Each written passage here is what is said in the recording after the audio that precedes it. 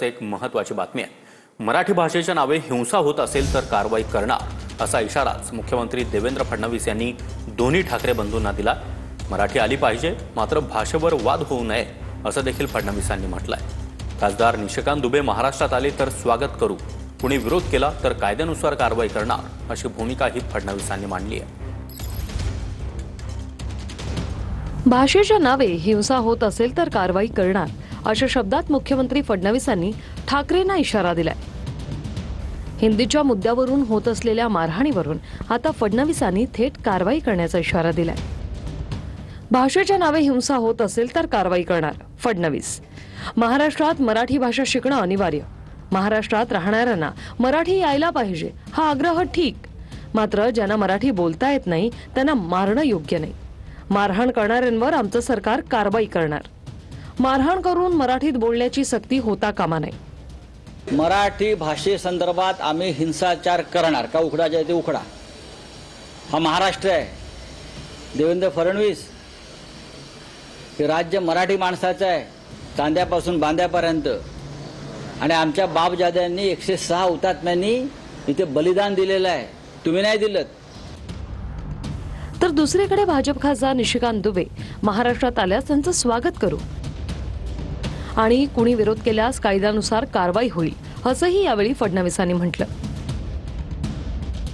दरम्यान मीरा रोडच्या सभेतून राज ठाकरेंनी दुबेंना इशारा दिला होता। तो दुबे, तुम मुंबई में आ जाओ, मुंबई के समुंदर में डुबे डुबे कर मारेंगे। जो कोणी महाराष्ट्रात येईल त्याचं आम्ही स्वागत करू, त्याच्यासोबत कुठलंही गैरवर्तन होणार नाही याची काळजी घेऊ। महाराष्ट्राच्या शत्रूंसाठी पायगड्या घालणारा ते त्यांना महाराष्ट्रातल्या खासदारांची चिंता नाहीये, महाराष्ट्रावर मराठी माणसावर थुंकणाऱ्यांची चिंता त्यांना जास्त आहे। आणि थुकी चाटतायत हे भाजपवाले महाराष्ट्र द्रोह्यांची।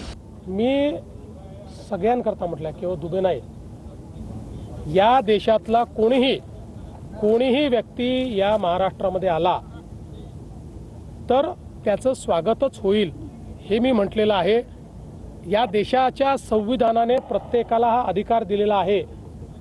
मी पण आंध्र प्रदेशमध्ये गेलो, तमिळनाडूमध्ये गेलो, उत्तर प्रदेशमध्ये गेलो, मध्य प्रदेशमध्ये गेलो, माझं त्यांना स्वागतच करावं लागेल। इतकंच नाही तर राजकीय मजबुरीमुळे दोघे ठाकरे बंधू एकत्र आल्याची टीका फडणवीसांनी केली। राजकीय मजबुरी म्हणून दोघे एकत्र, फडणवीस। ठाकरे बंधूंच्या मनात काय मला सांगता येत नाही। राजकीय मजबुरी आहे म्हणून दोघे एकत्र। बीएमसीच्या निवडणुकांमध्ये महायुती जिंकणार, उद्धव ठाकरे आणि शिंदे पुन्हा एकत्र येण्याची शक्यता कमी। ठाकरेंनी दिलेल्या ऑफरवरही फडणवीसांनी भूमिका स्पष्ट केली।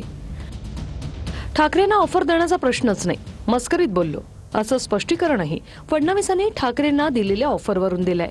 आता उद्धवजी 29 पर्यंत तर काही स्कोप नाही काय? ऐका, 29 पर्यंत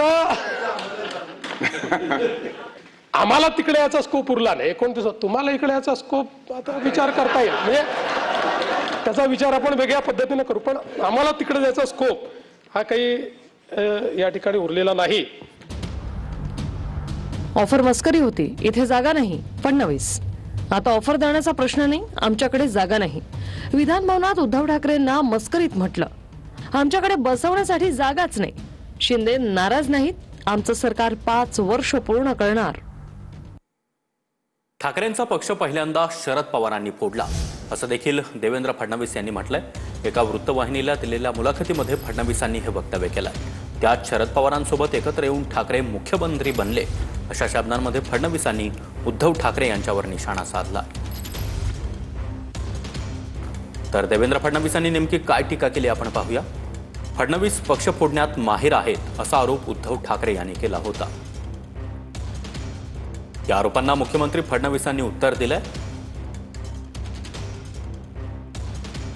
ठाकरे कोणत्याही लग्नात गेले की त्यांना वाटतं तेच नवरदेव आहेत असा टोला फडणवीस यांनी लगावला। ठाकरेंचा पक्ष पहिल्यांदा शरद पवारांनी फोडला, त्यात शरद पवारांसोबत एकत्र येऊन ठाकरे मुख्यमंत्री बनले।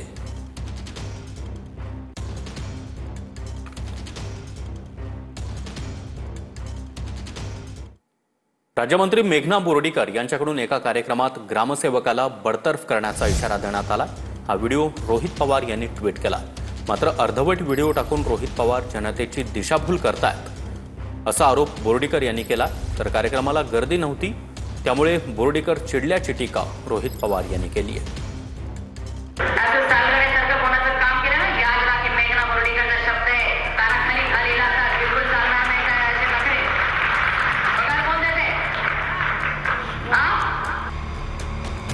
महिला आणि बालविकास राज्यमंत्री मेघना बोर्डीकर यांनी ग्रामसेवकाला कानाखाली आवाज काढण्याची धमकी दिली.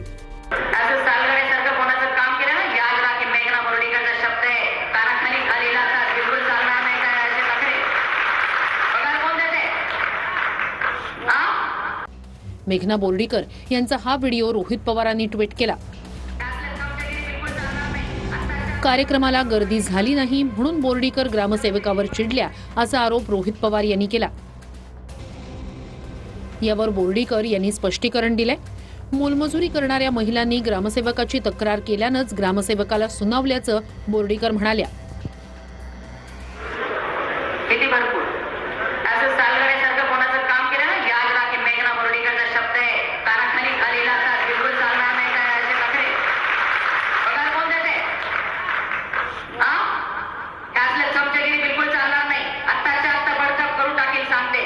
कार्यक्रमाला गर्दी नाही केली. 1400 घरकुलं ही त्या गावामध्ये दिली आणि तिथून फक्त 7 ते 8 लोक आली म्हणून मंत्री महोदया चिडल्या. लोकात तुम्ही कानाखाली मारण्याची भाषा तिथं करत असाल हे योग्य नाही. कोण रोहित पवार जे आमदाराला नीट बोलण्याच्या कानाखाली घालेल असं पोलीस स्टेशनमध्ये जाऊन पोलीस अधिकाऱ्याला म्हणणारे रोहित पवार. पण काल जे मी काही वक्तव्य केलं तो माझा रागा होता. विधवा मोलमजुरी करणाऱ्या महिला तिथं माझ्याकडे आल्या आणि सांगितलं की हा ग्रामसेवक म्हणतो सरपंचाच्या घरी जा, पैसे मागतो, असं कर तसं कर, आमचा छळ करतो, आम्हाला त्रास देतो. मग मी काही त्याची पूजा करायला पाहिजे का? मला रोहित पवारांना सांगायचंय अर्धवट व्हिडिओ पोस्ट करून राज्याच्या जनतेची दिशाभूल तुम्ही करू नका. जर का सामान्य लोकांचे काम होत नसेल तर लोकप्रतिनिधींचं काम आहे की त्या ठिकाणी त्या प्रशासनाच्या अधिकाऱ्याला समज देणे. आणि रोहित पवार जर का याचा चुकीचा अर्थ काढत असतील तर हे बरोबर नाही. आम्ही ज्या सरकारचे नेतृत्व करतो त्या आपल्या वक्तव्यामुळे सरकारची प्रतिमा मलिन होणार नाही हे भान प्रत्येकाने ठेवलं पाहिजे. मला वाटतं या संदर्भात माननीय मुख्यमंत्र्यांनी स्पष्ट सांगितलं की आम्ही आता कारवाई शिवाय मला पाहिजे राहणार नाही. मला वाटतं केव्हा तरी या संदर्भात माननीय मुख्यमंत्री महोदयांनी निर्णय करावा लागेल. फरार आरोपी गोट्या गीतेनं जितेंद्र आव्हाड यांना धमकी दिली आहे. आव्हाडांचे आरोप त्यांना महागात पडणार अशी धमकीच गोट्या गीतेनं व्हिडिओच्या माध्यमातून दिली आहे. रेल्वे रुळावर बसून धमकी देतानाचा गोट्या गीतेचा व्हिडिओ सध्या चांगलाच व्हायरल होतोय. वाल्मिक कराड माझं दैवत, धनंजय मुंडेंना बदनाम करू नका असं देखील गोट्या गीते या व्हिडिओत म्हणतोय. दरम्यान गोट्या गीते अनेक दिवसांपासून धमकी देत असल्याचं जितेंद्र आव्हाड यांनी म्हटलंय. आरोपी गोट्या गित्तेची जितेंद्र आव्हाडांना धमकी. गोट्या गित्ते महादेव मुंडे हत्या प्रकरणातला संशयित आरोपी. महादेव मुंडे हत्या प्रकरणामधला संशयित आरोपी गोट्या गित्तेनं जितेंद्र आव्हाडांना धमकी दिली आहे. रेल्वे ट्रॅकवर बसून गोट्या गित्तेनं व्हिडिओ तयार केलाय. या व्हिडिओत तो आव्हाडांना महागात पडेल अशी धमकी देतोय. अरे तुला तर इकडे बघ, हे जितेंद्र आव्हाड तू इकडे बघ, तुझ्यावर हे करतो, तुझे माझ्याकडे व्हॉइस कॉल रेकॉर्डिंग येत आहेत. ते तिथं तू भाई तुम बडे भाई सॉरी म्हणलेला ते टाकतो मी खाली.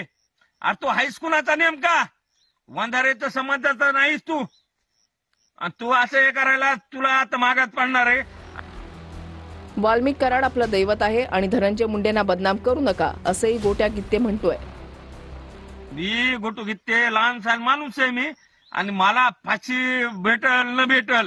तुम्ही असं धनंजय मुंडे साहेबाला बी टार्गेट करू नका.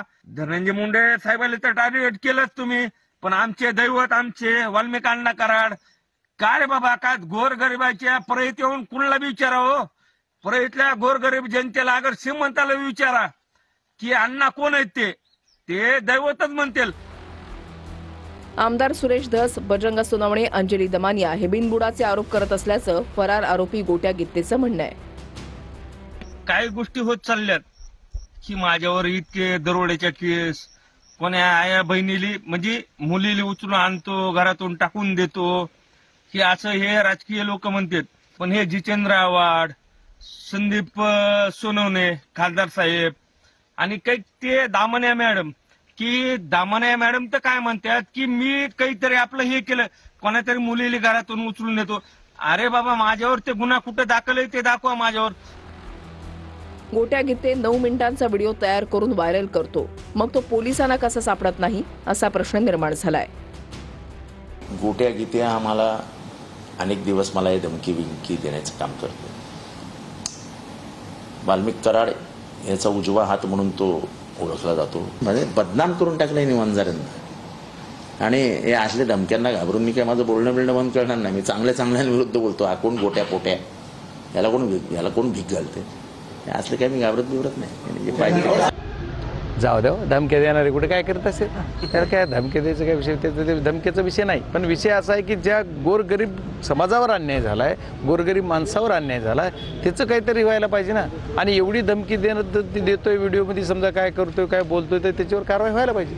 गोट्या गीते हा कराडचा अतिशय जवळचा माणूस आहे. कराडला पोलीस पकडून नेत असताना पोलिसांच्या व्हॅन मध्ये बसलेला हाच तो व्यक्ती होता. आताच्या घटकेला हा जो माणूस गोट्या गीते त्या ट्रॅकवर बसून तो व्हिडिओ काढतोय आणि हा पोलिसांना सापडत नाहीये.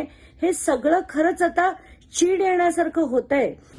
तो 9 मिनिटाचा व्हिडिओ काढतो आणि पोलिसांना तो वॉन्टेड असलेला गोट्या गीते आहे. मग महादेव मुंडे कोण आहे? हे सगळे खुनी लोक आहेत आणि हे पोलिसांना सापडत नाही, पण व्हिडिओ व्हायरल करतात. आपण मोठ्या टेक्नॉलॉजीच्या गोष्टी करतो, AI च्या गोष्टी करतो. या सगळ्या काळामध्ये मला असं वाटतं हे पोलिसांना आणि सरकारला चॅलेंज आहे. मी तुम्हाला एक खात्रीशीर सांगतो, ह्या गोट्या गीतेनी आणि 8 दिवसापूर्वी एका तांदळे नावाच्या गुंडाने, जो वाल्मिक कराडचा गुंडा होता, त्याच्यात त्यांनी सुरेश धस, बाळा बांगर, जितेंद्र आव्हाडला जीव मारण्याच्या धमक्या दिल्या. ह्या गोट्या गीतेनी आणि त्या तांदळे नामक गुंडाने मागच्या ऑगस्ट-सप्टेंबर मध्ये जितेंद्र आव्हाडांच्या मुंबईमध्ये मतदारसंघात जाऊन त्यांची रेखी केली ती वाल्मिक कराडच्या सांगण्यानुसार. आणि हे सत्य आहे. वसतिगृहासाठी 10 ते 15 कोटी कितीही पैसे मागा, लगेच मंजूर करू. सरकारचा पैसा आहे, आपल्या बापाचं काय जात आहे, असं वक्तव्य सामाजिक न्यायमंत्री संजय शिरसाट यांनी केलंय. तर शिरसाट जे बोलले त्यावरून त्यांचा उद्देश चुकीचा वाटत नाही, पण शिरसाट यांनी संयम ठेवून बोललं पाहिजे, असा सल्ला मुख्यमंत्री फडणवीसांनी दिला. प्रत्येक आमदाराला विनंती करतोय, तुम्ही माझ्याकडे या. 5 कोटीचं असलेलं असेल, 10 कोटीचं असेल, 15 कोटीचं असेल, मागा. दिलं नाही तर आम्हाला संजय शिरसाट करा.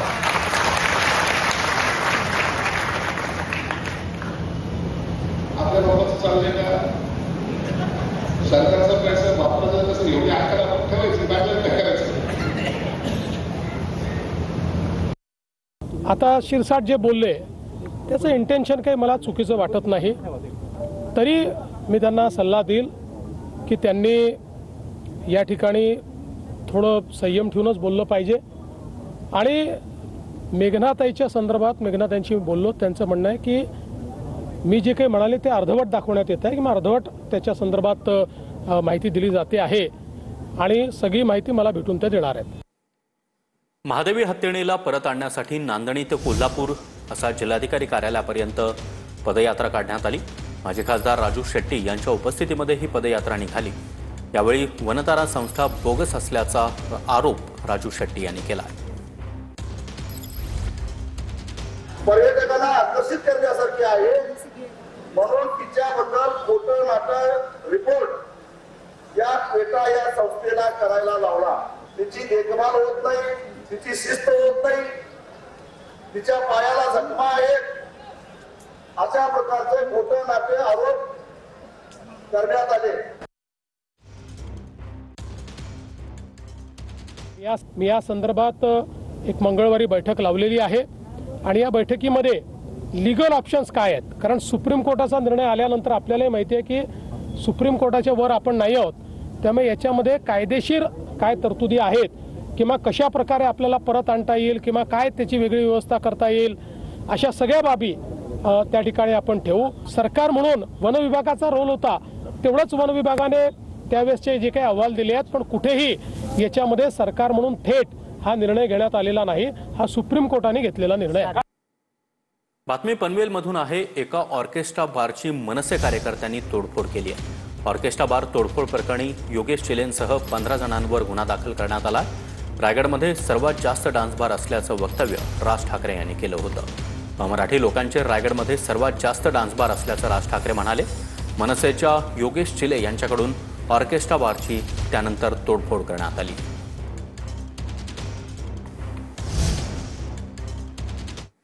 बातमी बीडमधून आहे. ज्या लिफ्टमधून मनोज जरांगे जात होते ती लिफ्ट आदळल्याची घटना घडली आहे. पहिल्या मजल्यावरून लिफ्ट थेट जमिनीवर आदळली.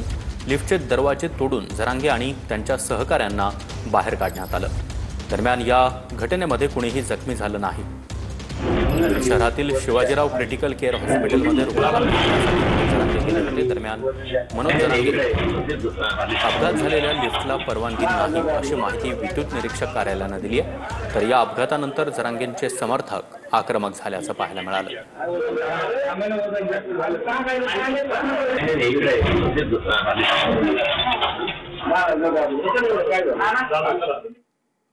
मुंबई महापालिकेकडून दादरमधील कबूतरखाना तात्पुरता बंद करण्यात आला. मुंबई महापालिकेनं दादरमधील कबूतरखाना आता ताडपत्रीनं झाकलाय.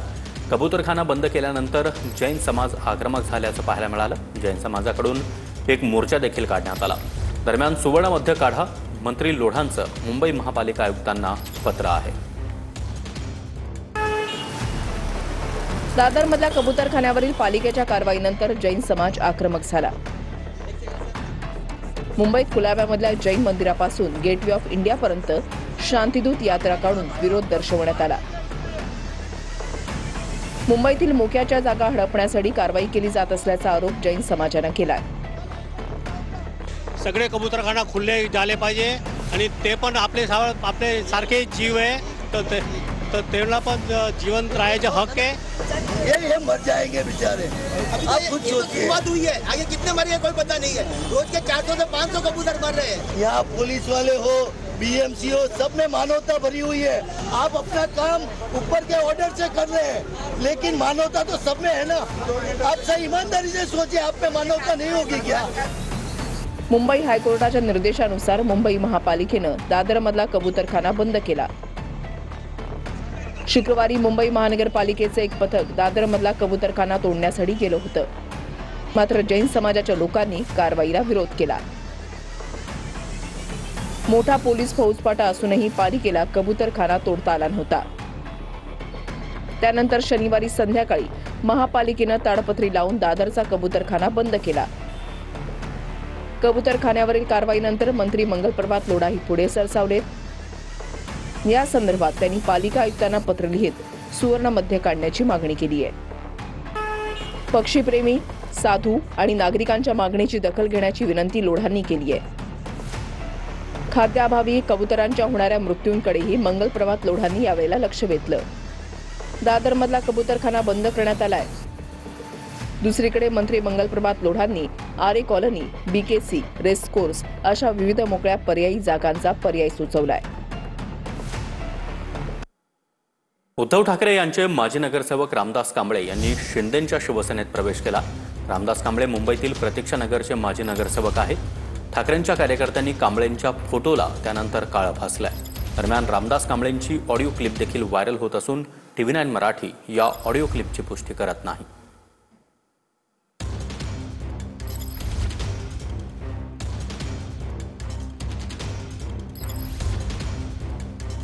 वैतागून चाललंय. कोणाला वैतागून चाललं तुम्ही सांगितलं मी त्यांना सगळं तुम्हाला माहिती आहे. सगळं मी संजय म्हात्रेला सगळं माहिती आहे. काय संजय म्हात्रेला काय माहिती. शाखा प्रमुख त्याने मला सांगितलं काय मला काय त्याने ते नाही हे सगळं हे झालंय म्हणून हे काय त्रास आहे काय नाही तुम्हाला तो त्रास नाही. अरे तुला कोण त्रास देतो मला दाखव ना. एक तर दाखव ना पुरावा. त्रास कोण देतो तुला. मला माहित नाही का तुम्हाला. अरे मग तू मला बोल ना. दुपारी सकाळपासून आपण बसलोय तिथे शाखेत. विभाग प्रमुख होते तेव्हा मला बोललंच नाही. आणि आता तू मला सगळे मला फोन करतात की दादा तुम्ही पण चाललात का. म्हणलं कुठं मी जातोय. माझा रामदासचा बोललो इथं. रामदास कसं आहे ना. रामदास इथला नगरसेवक होणार आहे बोललो. भावी नगरसेवक इथला. साहेब जेव्हा शब्द होतात ते पूर्ण करायची ताकद त्याच्यामध्ये आहे आणि त्यामुळे मी हा पक्ष प्रवेश करतोय. हा पक्ष प्रवेश माझ्या विभागाचा विकास जनतेचं हित हे ठेवून मी आपल्या पक्षामध्ये प्रवेश करतो साहेब आणि मला विश्वास आहे की आपण हे पूर्ण प्रश्न मार्गी लावा. त्यासोबत जे लोकांचे प्रमुख जे प्रश्न आहेत ते तर अनेक प्रश्न ते मी तुम्हाला सांगेल. त्यासोबत साहेब माझ्यासोबत जे पदाधिकारी आले बेसिकचे आहेत, महिला आहेत, पुरुष आहेत, युवा सेना आहे, या सर्वांचा योग्य तो मान सन्मान आपण ठेवाल हा मला विश्वास आहे. आणि आपण मला पक्षामध्ये काम करण्याची संधी दिली त्याबद्दल मी माझ्या परिवाराच्या वतीने आपलं साहेब मनपूर्वक मी आभार व्यक्त करतो. उपविभाग म्हणून मला तू माझ्याकडे काय कॉन्टॅक्ट केलंस का? मला काय सांगितलंस का तू की मला कुठून त्रास होतो? या 173 वॉर्डमधून तुला कोणाकडून त्रास झाला का? तू काय करतोस ते आम्ही त्याला मान्यता देतो. त्याला कुठच्या गोष्टीला आजपर्यंत आम्ही विरोध नाही केला. तू कोणत्या कारणाने जातो? तू तुझ्या भल्यासाठी जातोय. तू कारण त्यांनी सांगितलं, कारण काहीच नाही सांगितलं ना. पैसा कमावण्यासाठी जातोयस ना. तू जर जात असेल तर तुझ्या एकटा जा. तू दुसऱ्या मुलांना कशाला कॉन्टॅक्ट करतोस?